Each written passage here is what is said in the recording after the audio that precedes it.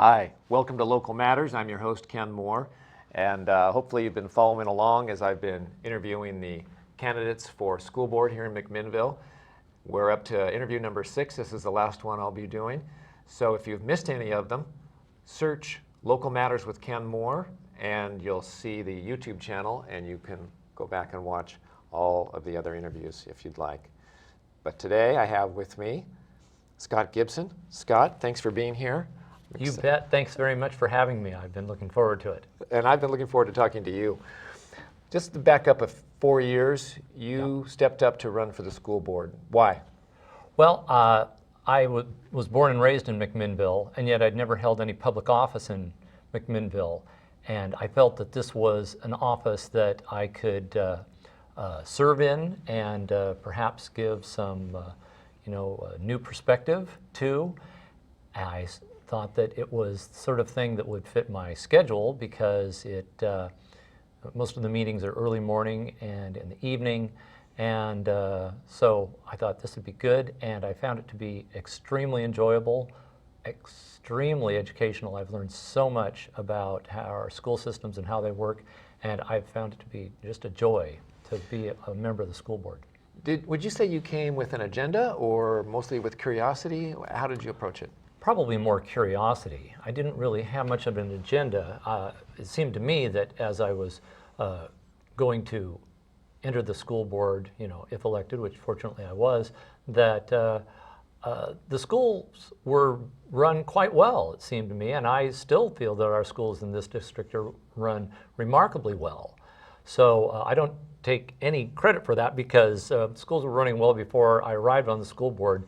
I just simply felt that this was something that I would be able to give my perspective to, my energy to, my time to, and I very much enjoyed doing that. 4 years. What surprised you the most? What have you learned that's really woke you up? Well, I had served on the budget committee for about 4 years prior to that, so I learned a lot about the schools even before that, and I learned a lot about the budgets. I'm trying to think of things that really surprised me. I think the thing that surprised me the most was that I was really taken with how effectively the school administration and the teachers worked in a collaborative fashion to see to it that new information in education and new techniques of learning or teaching children are communicated to the teachers. It's really quite remarkable because the administration sees to it that when a new approach or a new body of information is available to share with the teachers, that it's done in a district-wide fashion in a way that allows the teachers to get the information, respond back, and interact with both each other in a collaborative fashion and also with administration. So it seems like it's a very fluid system, but it gets everybody on board to a similar approach to it. That way, whether your child is going to Washer Elementary or Subule Elementary, you're going to have the same sort of techniques being used. And that allows each school and each teacher to see how those techniques work well, where they find difficulties, and then the teachers collaborate and say, well, I'm having difficulty over here. One of the things that I hear every now and then is that teachers need to be held accountable, which I totally agree with. But it's interesting that the way they do accountability here in McMinnville, I think, is very, very clever, very reasonable, and it's very friendly to the teachers. The teachers collaborate with each other. Let's say that a teacher is having, let's take a new teacher. So a teacher doesn't have much experience, and she's teaching, and she's just having a hard time getting her kids up to reading level. Okay, let's just say that reading is something that's not going well in her. What does she do? She says, hey, I'm having trouble here. Now, one of the reasons that she knows that she has trouble is that they use something called common formative assessments, which is sort of a almost daily or at least weekly way of testing the kids. Not in the way of testing them to, okay, it's a pop quiz, you better have studied it. No, it's just to sort of assess, where are they at? Are they reading where I think they should be reading? And if they're sort of not holding up to what other teachers in that school are doing, the teacher can go, hey, I'm not getting the results this teacher over here is going, what do I do? They collaborate. The teacher that's doing well, often a teacher with more experience, will then say, hey, why don't you try this and this? Or the principal will come in and observe and give advice. Sometimes a master teacher, a teacher with more experience will go and observe that classroom and help that teacher out. It's a very collaborative thing. This way, teachers are held accountable on an ongoing basis, not waiting until some big test comes, like an Oaks exam or something, which is that state-run test that we've had up until the transition now to Smarter Balance. But right along the way, they're watching to see how they're doing. That way, they don't fall behind, so that, say, come April or May, they go, oh my gosh, my kids didn't learn nearly as much as the rest of the school. They know right away, and they make those adjustments along the way. Very seamless and very collaborative, and it doesn't have that sort of onus of pressuring teachers or why aren't you keeping up, that sort of thing. It's a way to see to it that the kids benefit from the very best educational skills that are available throughout the district. Teachers go from one school to another sometimes even. So Scott, I asked you what surprised you, and you told us about a well-working organization. It sounded to me, you used the words collaborative, seamless. You were delighted at how well things were working. I really was. Wow, okay. Yeah. What are some concerns you have about what needs to be done? One of the things that, let me tell you one of my biggest ongoing concerns, that one of the things that I found out early on when I arrived at the school district, and that is that one of the things we need to do from the high school level and getting out from high school is to see to it that our kids, as much as possible, are given the advantages of attending college. Now, you may have heard of the 40-40-20 plan. The governor would like 40% of the kids to go to a 4-year college, 40% to go to a 2-year college, and 20% of them to go to some sort of vocational training. Okay, so that everybody gets out of high school, graduates, and then goes on to some sort of training that gets them to a skill set that allows them to maximize whatever their potential is. Great idea. But we're not getting there with college. We've been stuck between about 45 and 55%, and it kind of goes up and down a bit with the economy, but the percentage of high school graduates here in McMinnville and also in the rest of the state that are going on to college just seems to fluctuate through that zone. Through to both community college and 4-year college. Community and 4-year. Totals 40 and to 50%. when I talk about this 40 to 45 to 55%, this is the percentage of kids that attend a college the year immediately following graduation. Now, some kids take 1 year off, they travel the world or they work for a year or something like that. They don't get counted in that. But you want to see that number going up so that kids are attending college. So what's to be done? Well, that's something that we've really been struggling with, and there are a lot of things where they're really working at the high school to try to, first of all, instill the idea of everybody can go to college, and these are the reasons why you should, to every kid. I think that really one of the big challenges that's faced across the United States, and we see it too, is this divide between those who are economically advantaged and those who are economically disadvantaged. Now, here's a statistic that's really disturbing to me. Now, this is a nationwide statistic, not just McMinnville. But if you're in the lowest economic rung of the ladder in America, and you, at 8th grade, you score at the very top of your testing, so you're a really good student in 8th grade, but you're poor. Your chances, the lowest quarter. The lowest quarter, yeah. So you're a poor child, but you're smart and accomplished. You've shown that you can do this, okay? You've got the skill set there, 8th grade. Now, what's the chance that you're going to go to college? The same percentage of kids that are in the rich class that are the top quarter. worst, yeah, the top quarter, the top quartile, but are the worst students, they actually have a slightly higher chance of going to college than the kids with the greatest ability that just happen to be poor. See, now that's a barrier that we have to continue to be creative and try to find ways to work with these families, with these students, to help them find ways to afford college, because college is getting very expensive, you know, and there are a number of things that the high school is doing, and they've got mentors that try to help walk them through the fairly complicated, you know, student aid program. So that's a good thing.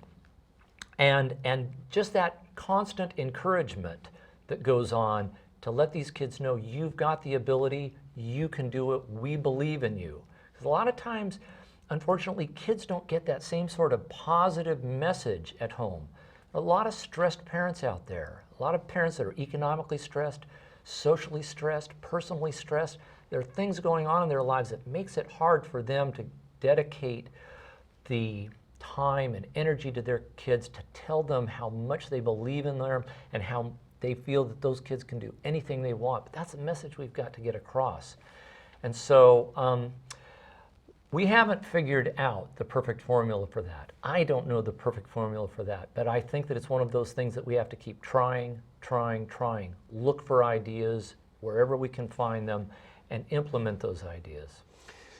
How do you feel that the Common Core standards are going to help that, or not? I don't know if Common Core is going to help that particular problem, that disparity between the poor and the rich. I think that that is multifactorial, and it's going to take a number of things to change. That's going to be a lot of different things added together that's going to change that calculus. But the Common Core itself, I think, is a good thing, and it has many advantages. One thing is that for the first time, we'll be able to compare ourselves on an even basis with many other states, not just on things like SATs scores or ACT scores that are taken by high school students, which is like a national test, but at a number of points along the educational pathway, we can see how are our third graders, how are our sixth graders, how are our eighth graders doing compared to other states. Are we not doing as well? If not, why not? You know, and this is part of the thing. You've got to always be measuring, are we doing things the best that we can? Oh, look, they're doing better over here in Illinois than we are. What are they doing? Let's find out, you know. And so that sort of comparison on a national basis is, I think, very, very helpful. The other thing is that the Common Core, first of all, it's not a curriculum. It's a set of standards, and the standards are remarkably general. So it's not, some people talk about, oh, it's going to be teaching to the test. I don't think that that's the case. I'm not exactly sure what teaching to the test means in the minds of some people, but it seems to have a negative connotation. The Common Core standards are quite general. Let me just read you one because it's very interesting. I had this one from third grade. So this is third grade reading. Okay, and this is just one part of the standards.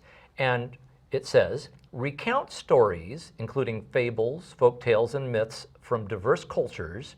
Determine the central message, lesson, or moral, and explain how it is conveyed through the key details in the text. Now that's very general. Okay, so it doesn't say you need to read, you know, Grimm's fairy tales, or you need to read, you know, Andersen, Hans Christian Andersen, or something like that. It says, look, take some stories, and you can choose widely from that. Yeah, that's up to the schools. That's up to the district. That's up to the teacher. There's a lot of room there for creativity on the part of the teachers and for diversity on the part of the school districts or the schools. I think that's important. And if you really read the Common Core standards, they're like that. They're very general. But what they want is they want the kids to be able to understand it and then find out, well, what's the moral? What's the story trying to tell us? That's something that a third grader should be able to know, see?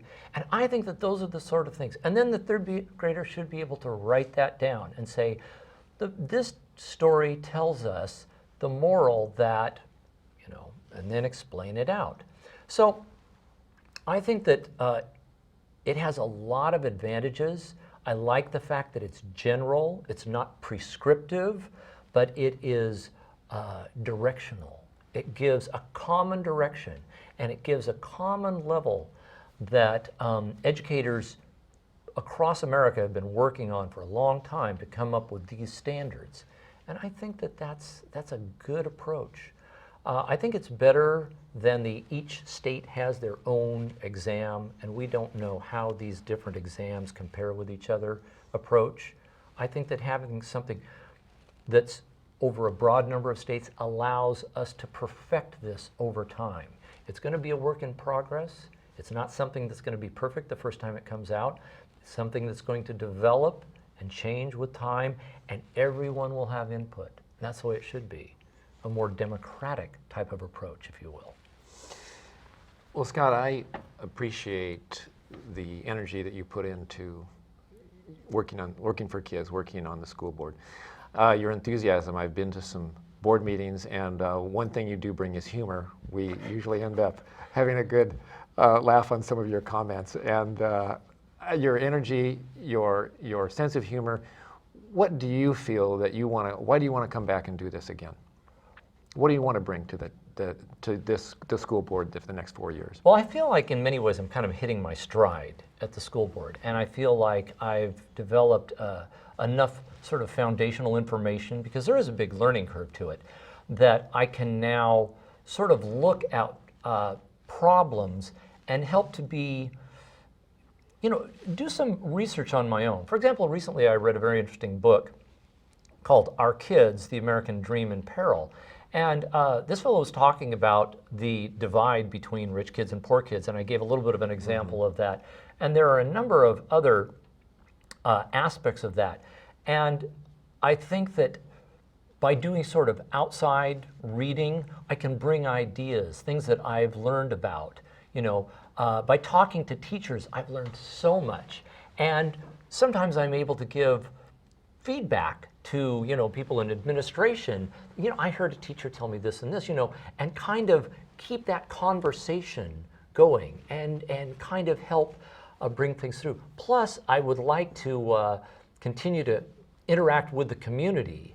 I'd like to build on that. I feel like talking to and getting in ideas from members of the community is probably something that I haven't done as well as I should have. And that's what I would like to improve on in my next term in office, if I should be so fortunate as to get that term. That's a great list of things to do, and if you do get that, I look forward to seeing you do that. Well, I hope I get the chance. I'm looking forward to doing it very much. Thanks for being here with me today. Thank you very much. I appreciate it. And that concludes our interviews with the 6 candidates that are running for office that are contested. Scott Gibson with me here today. And like I said, if you missed any of the interviews, you can find them online and search for Local Matters with Ken Moore. And come back again in 2 weeks, and we're going to start another interesting series. Thanks for being here.